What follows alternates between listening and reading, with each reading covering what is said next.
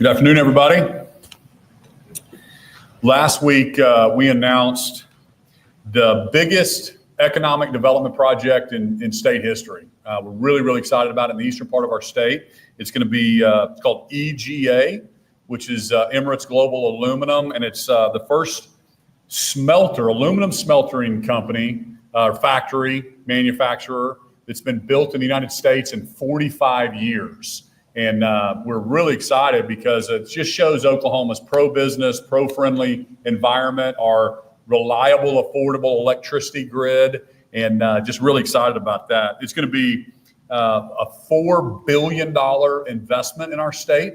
And a lot of you, it'll create 1,000 direct jobs. Average wage is over $80,000 a year and about $1,800 during construction. But what I get most excited about is they're creating the product that creates all these other products. They're actually creating aluminum, and then we have an opportunity to go after all these other manufacturing facilities that use aluminum to create other products. So it's really exciting for our state. It just is also a confirmation that Oklahoma is the place to be located.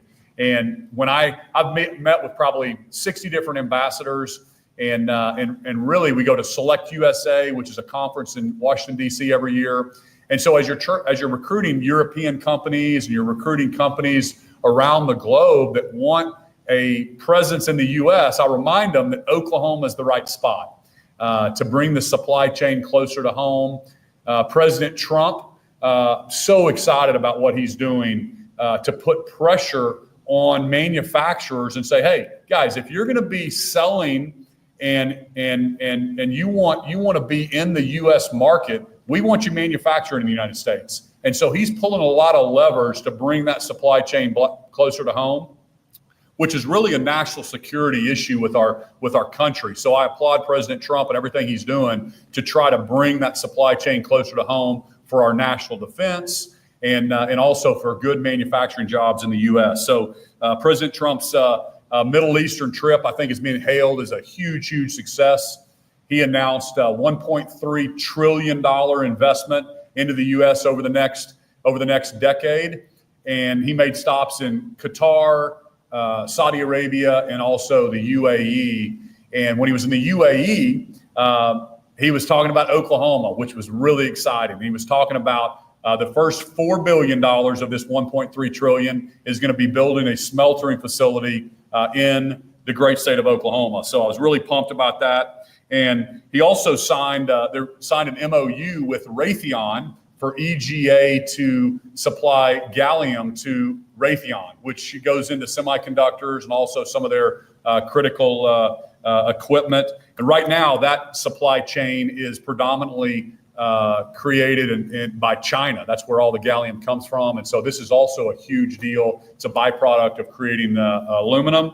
And so excited to be part of that as well. So with that, let me just pause right there, open it up to questions. I also have people from Commerce here to answer any questions specifically if anybody had any specific questions about EGA. Yes, ma'am. Governor, this is the second year in a row that Oklahoma isn't joining in on the SunBucks program. Before you said that it was a handout from the Biden administration and that for folks to go to the food bank for additional support. Now there's a new administration in the White House. So why aren't we accepting the money that can help Oklahoma if we need it? And will this change next summer? You know, if it's my understanding that DHS has not requested that again this year. So initially, I need to check and see why they didn't do it this year. But originally, it was going to cost them software and $5 or $6 million to set this program up. Wasn't a lot of details about it, and we want to make sure that all kids are fed through the school lunch programs, the summer programs. We're giving money and supporting all of our different food banks around the state. And so if there's a hungry kid in Oklahoma, we want to address that for sure. But President Biden setting up a program in 2024. In my opinion, a lot of that was just politics. If they really wanted to, if they didn't think the SNAP benefits were sufficient, they would have just upped those SNAP benefits, but it was a whole nother different program. And as far as the specifics, you'd have to ask DHS why they didn't recommend to me to set that up this year. Good afternoon, Governor. Just wanted to see if you had any details on kind of the environmental permitting of the smelter, what the timeline looks like that, and if the Trump administration has given you any assurances of fast tracking those things. Yeah, great question. Most of the permitting will be handled by Oklahoma's own agencies, the DEQ primarily, and so Secretary Starling can give you some more detail. But we're already working on those permits for them. As a general rule, we're delegated from the EPA to issue the permits, and that's another reason that people are coming to the state of Oklahoma is because they know they're going to get their permits fast tracked. You saw my executive order last year telling all of our regulatory agencies they have to get permits done within 30 days or they're free. So we want business to move. We want agencies to move at the speed of business. And so permitting is not going to be a problem. But they always talked about permitting, power, and what was the third P that they would talk about? You guys remember? Power? Okay. All right. But permitting was one of those that we talked about in depth, and they got very, very comfortable with our permitting process. If we could go to, what night was that? Monday night, I guess, for JCAT. The Senate initially did not advance the $255 million for the EGA project, and they came back and did. I think you had some conversations with some people. My understanding is maybe the votes are still in question in the Senate, and if I'm not mistaken, this was one of the 7 things that you laid out in your budget request in the final negotiations. I was wondering if you could go over your reaction to Monday night, your concern with the situation in the Senate, and then how this was articulated by you in your budget requests. Yeah, well, obviously when we sit down and talk about the budget, there's a lot of things we're talking about. There's a lot of people in the room and priorities to get across the finish line. And so it's a give and take, and we're all a team. And I think we want Oklahoma to be a top 10 state. So yes, this project is a high priority for the citizens of Oklahoma, for the business community. MD Products, a great Oklahoma company right here in Oklahoma City, actually buys aluminum from them right now. Other companies in the U.S., and as I said on the national defense side, are having to wait 45 days for aluminum to be shipped here. And to have this built in Oklahoma, President Trump understands that. That's why he's trying to get the supply chain closer to home. So it's a huge deal. Speaking about why somebody would vote no on the project, I don't know if politics are getting involved or what, but I have every confidence. I want to thank the House. The House has got this out of their chamber. And we believe that we're going to get this across the finish line and win the largest economic development in state history. These things don't come around all the time. A $4 billion investment. PSO is also stepping up to the table. I've met with their CEO out of Ohio. They're owned by AEP, and they're going to invest $1 billion in Oklahoma just to be ready for this aluminum smeltering facility. So there's a reason this hasn't been done in 45 years. And I just applaud President Trump. His effort and his pressing and his pushing is driving manufacturing back to the United States. And for Oklahoma to fumble the ball on this, I'm not going to let it happen. We're going to get this across the finish line. I have every confidence that the Senate and the House will get it there as well, and we'll all take the victory together. Just real quick on the call, I'm sorry about this, but did you articulate that if they pass this and your other requests in the budget, that you would not veto budget items or you want to do this? So is that part of the deal? That is part of the deal, correct. If all of the negotiations are done, then I will not veto the budget, and that's exactly right. Can you comment some about the state auditor's report on the Department of Mental Health and their situation in theirs, including the leadership and its ability to monitor spending, keeping up with the items in the budget, et cetera. Yeah, and listen, I've been in here now this is my 7th year, and I think I've been reminding everybody in this room and Oklahomans watching, listen, it's going to get worse as we move into next year as well. So you've got a candidate for a higher office issuing a press statement. It happened today. It happened last year. It'll happen more and more as we move closer to to the primary election. So you got candidates running for their next office. And I think that's why people get so disillusioned with politics. Instead of doing their job, they're actually running for their next job. And so it's super disappointing.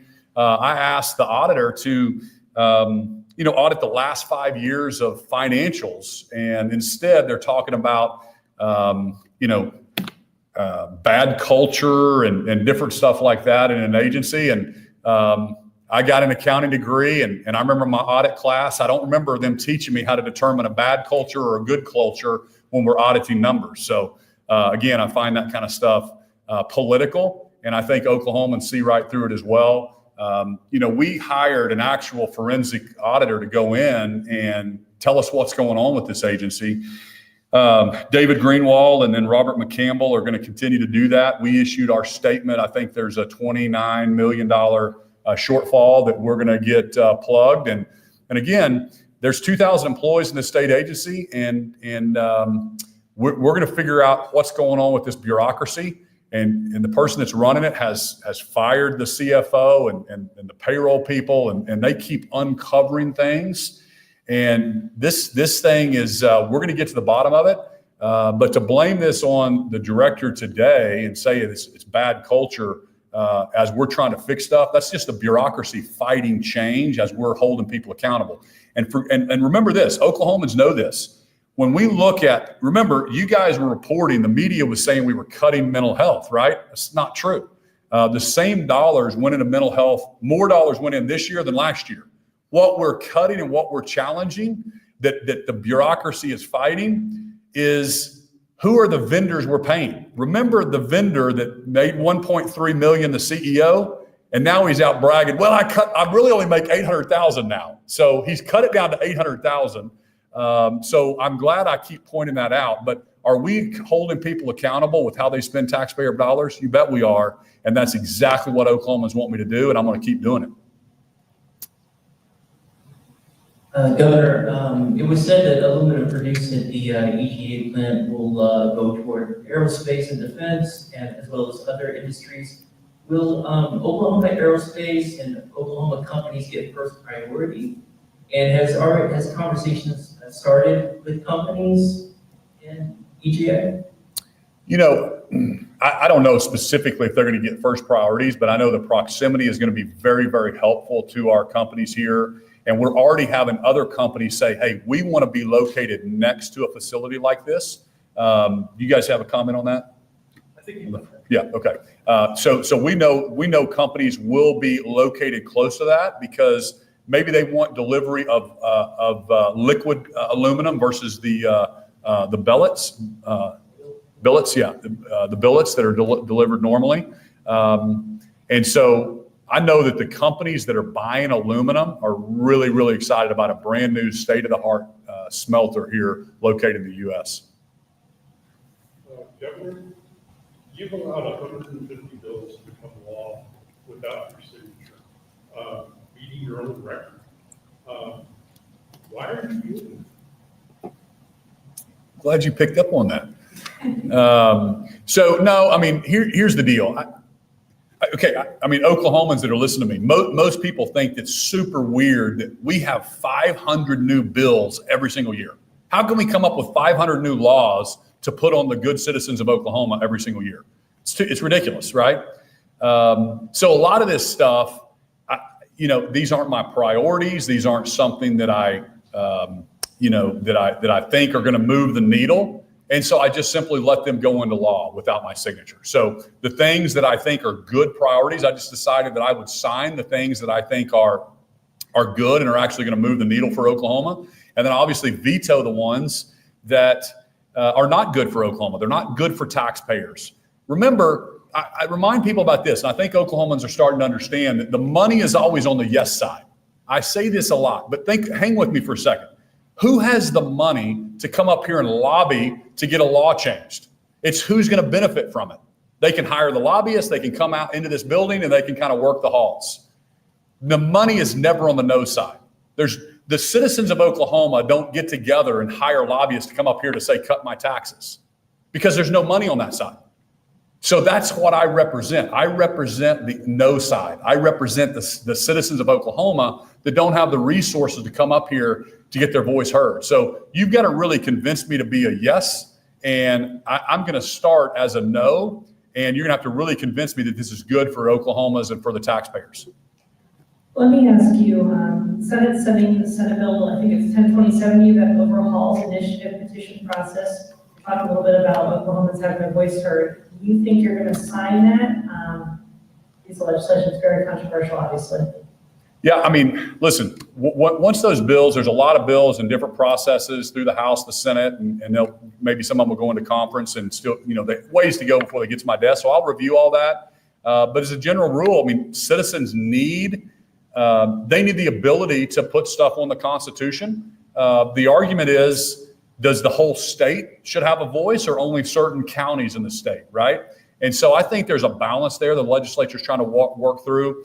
I remember when I first became governor, the Medicaid expansion bill came and was on the ballot. You remember that was my first summer, 2019. And I advocated for this building. Let's put it in our statute instead of it going into the Constitution. And everybody's like, oh my gosh, a Republican governor cannot advocate for Medicaid expansion. I'm like, well, why wouldn't I? Because it was going to go into the Constitution this summer. Anyway, it didn't work that way. It went into our Constitution, which I still say is bad because now in statute, we protect pregnant women, children, age, blind, disabled. But in our Constitution, we protect people up to 138% of the poverty line without children.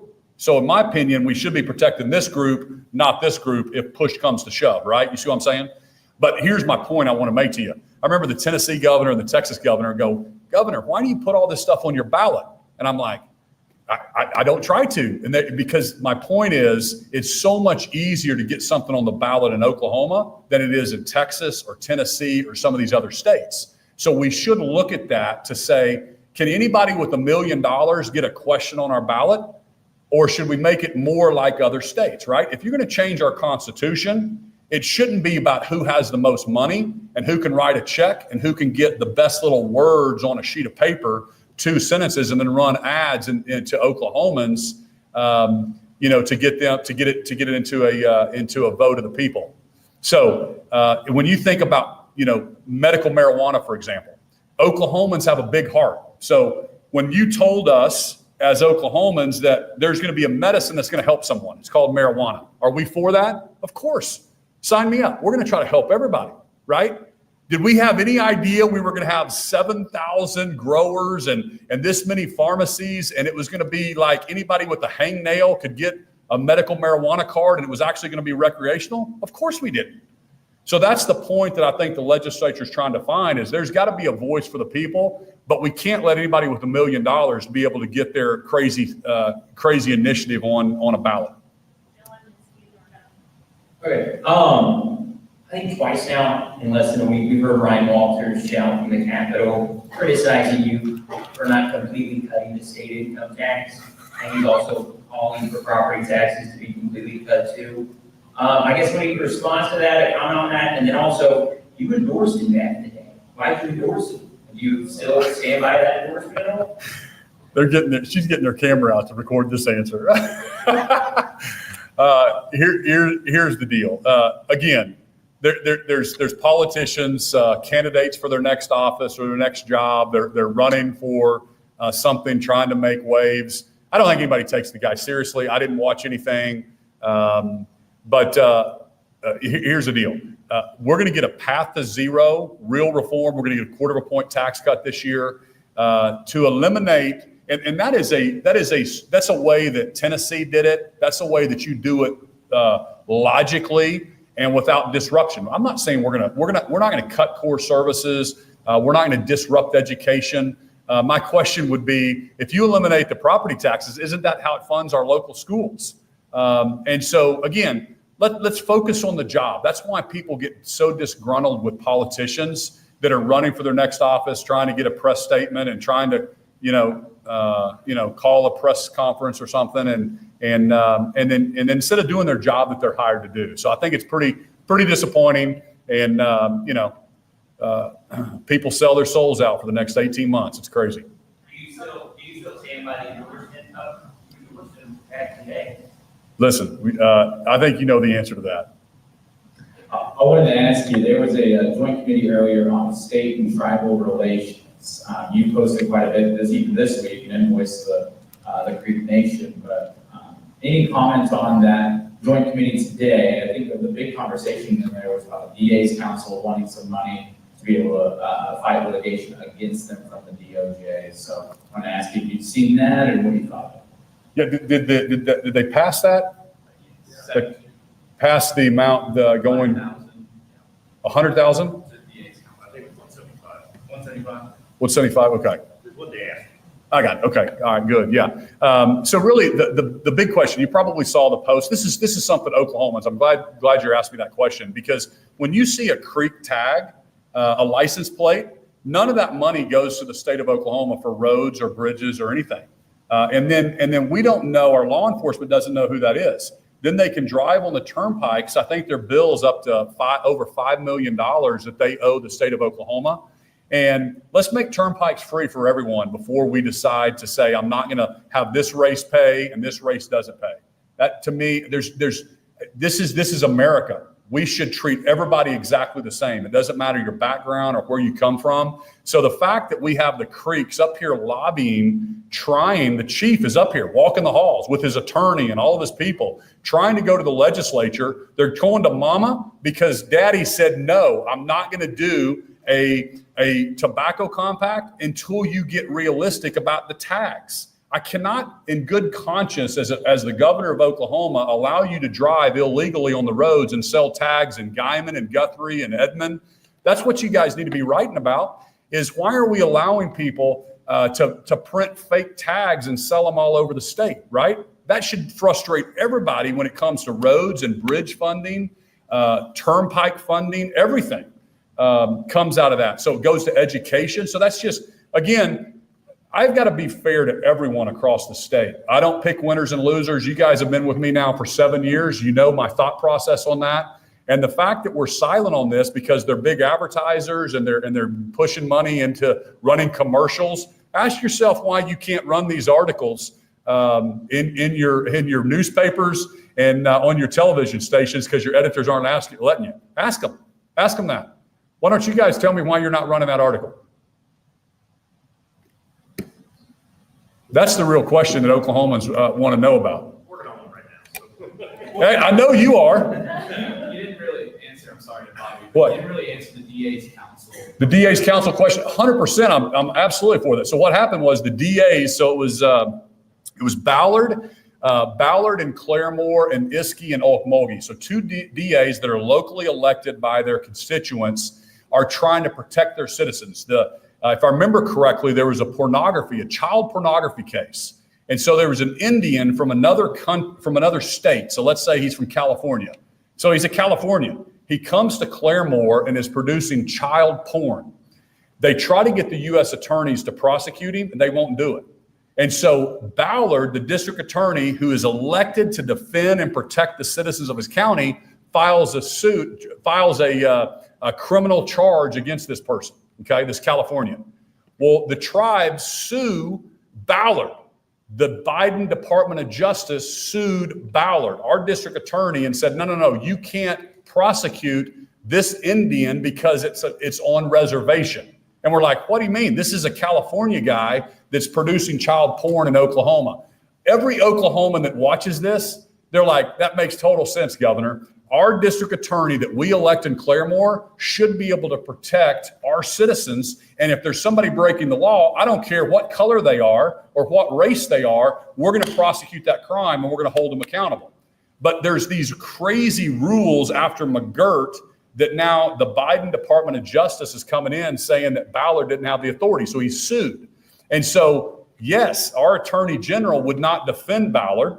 And so we have to now go get money to defend our own district attorneys to be able to fight these cases against the United States government. So we've also asked President Trump's Department of Justice, hey, you need to drop that case. That's ridiculous. That was Biden suing them on the way out the door.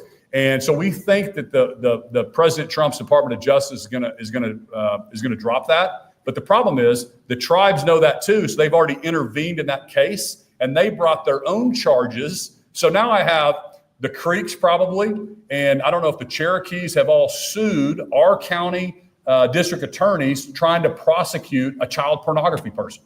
So Oklahomans don't get this, but this is all the legal stuff that's happening behind the scenes as myself, Ballard, Iskey, is just trying to protect Oklahomans regardless of your race. Y'all need to write about this kind of stuff. Oklahomans need to know what's happening behind the scenes. Thanks, everybody.